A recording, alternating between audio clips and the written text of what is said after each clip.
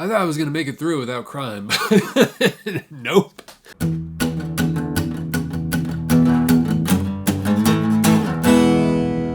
Better than food, man. That intro clip was actually shot by my mom in Natchez, Mississippi. Thank you very much, Mom. Good morning, everyone. Welcome to Better Than Food Book Reviews. I'm your host, Clifford Lee Sargent. Great to see you as always. Hope you're doing well. Get that coffee. If you're enjoying these videos, please consider supporting the show on Patreon. Link below. You'll get access to Patron-Only Reviews, monthly Patron-Only AMAs, and more. Thanks a bunch, and thank you very much to all my patrons. I couldn't do this without you. Today is Adventures of Huckleberry Finn by the American author Mark Twain, published in 1884. The notes provided in this edition by the Mark Twain expert R. Kent Rasmussen were a helpful source for this review. This is one of the most famous books in American literature. This was my first time reading the book. I'd read a little bit of Twain before, but none of his novels, I don't think. It influenced Hemingway as well as Faulkner, Cormac McCarthy, Bret Easton Ellis, and many more. I think you see it pretty strongly in the work of Denis Johnson, too. Hemingway considered this book to be the origin of modern American literature, famously writing about it in his memoir Green Hills of Africa, which I haven't read yet, but I really want to. Mark Twain, whose real name was Samuel Clemens, was an author from Missouri, famous for his incomparable wit. Seriously, he's funny as hell. Twain's humor has a strikingly natural cadence, as if it's just effortless for him. His timing is often superb. This is a laugh-out-loud type of book, you know? It didn't take long for me. Twain worked many different jobs throughout his life. At one point, he was a riverboat pilot. That definitely helped him write this book. Set in 19th century pre-Civil War America, Adventures of Huckleberry Finn is the story of a young teenager named Huck Finn who runs away from his abusive alcoholic father and happens to run into his friend, a runaway slave named Jim, on the Mississippi River during his escape. And together they go on a series of adventures. Jim's much older than Huck, he's an adult. Both of them are on the run. Together they embark on a journey in a very different America from the one we know today, filled with all kinds of danger and strange characters. Though conflicted because of his racist upbringing, Huck eventually decides to help Jim become a free man. As it's written in the first person in the voice of Huck, the book invents its own grammar and spelling to reflect the dialect, which makes it challenging at first, but you get used to it. Kinda. Reading aloud helps. Kinda. It's actually not easy at all. It's a pretty hard one. While the book is notorious for its use of the M-word, Twain's intention was to depict the Southern vernacular of the era. Indirectly using realism and satire, the book is a scathing critique of racism. Twain was able to tell the truth using one of the most powerful tools available to us. In fact, one of the few ways uncomfortable truths are still told today. Humor. While it's a coming-of-age story about moral development, the interesting thing about Twain's narrative is that Huck finds himself struggling with ethical dilemmas, showing the contextual, ambiguous nature of right and wrong, good and bad, as in good for who, and bad for who. Huck feels guilty for not turning in Jim, but would feel guilty if he did. He feels guilty for keeping Sophia's secret, but he'd probably still feel guilty if he'd told her father. Twain's humor turns deeply thoughtful here, almost philosophical. Damned if you do, damned if you don't. We like to think we'd all be able to look at the big picture and make the right decision when placed in situations like this. But the fact of the matter is, and it's something Twain was keenly aware of, societal convention, in other words peer pressure, is a pernicious, insidious fog. God knows what we'd be capable of in certain circumstances. Twain is clever. He likes contradictions, irony, ambiguity. The right thing to do according to society is not the right thing for Huck to do, and he has to struggle with his own conscience. At heart, the story is about thinking for yourself as opposed to how society wants you to. Trusting your gut instead of doing what you're told, right? You get an incredible sense of liberation while reading it. There's a resourcefulness in the characters that seems almost impossible to achieve in the modern world. The raft is a symbolic world of freedom for Huck and Jim. There, they're outside of the modern world with all its violence and despair. On the Mississippi, difficult and dangerous as it is, they have autonomy. Here's a quote from Huck in the book. "We said there weren't no home like a raft after all. Other places do seem so cramped up and smothery, but a raft don't. You feel mighty free and easy and comfortable on a raft."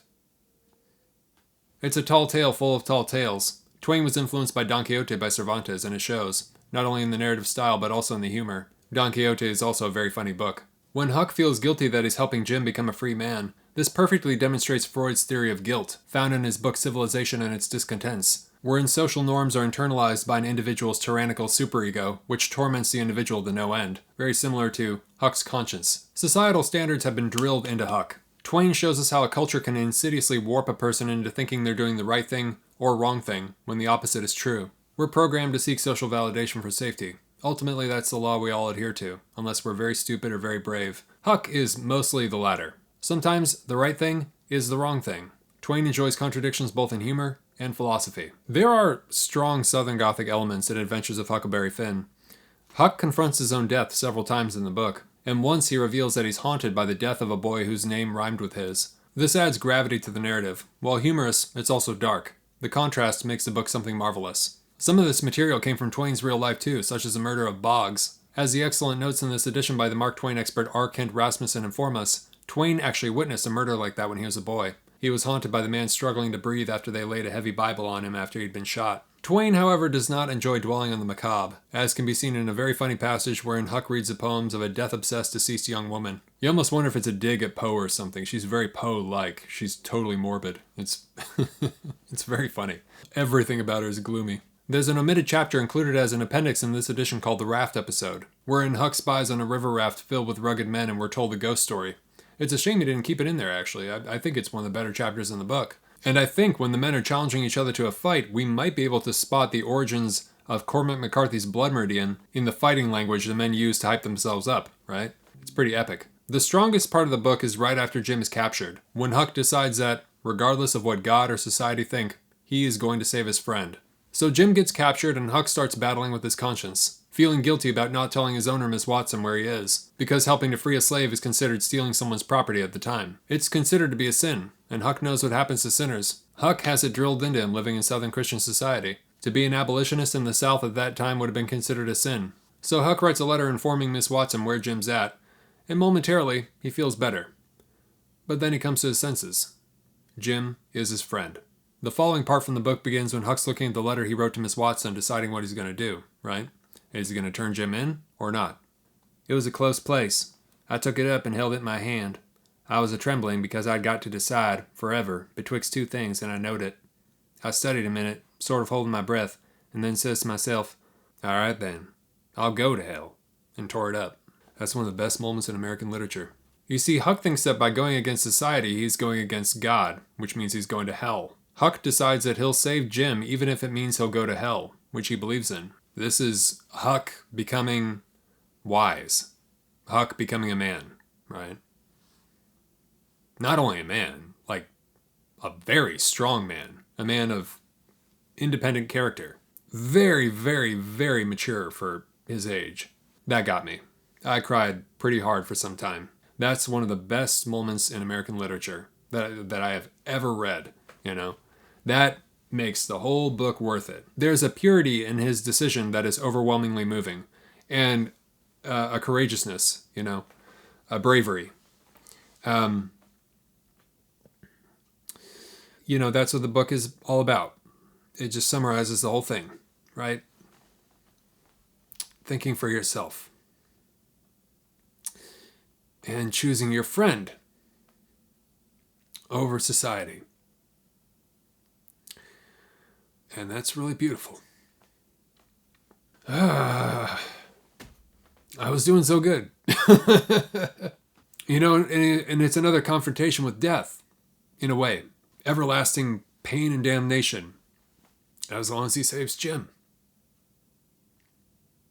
Because that's what it's all about. What would he do if he didn't? What would life be after that?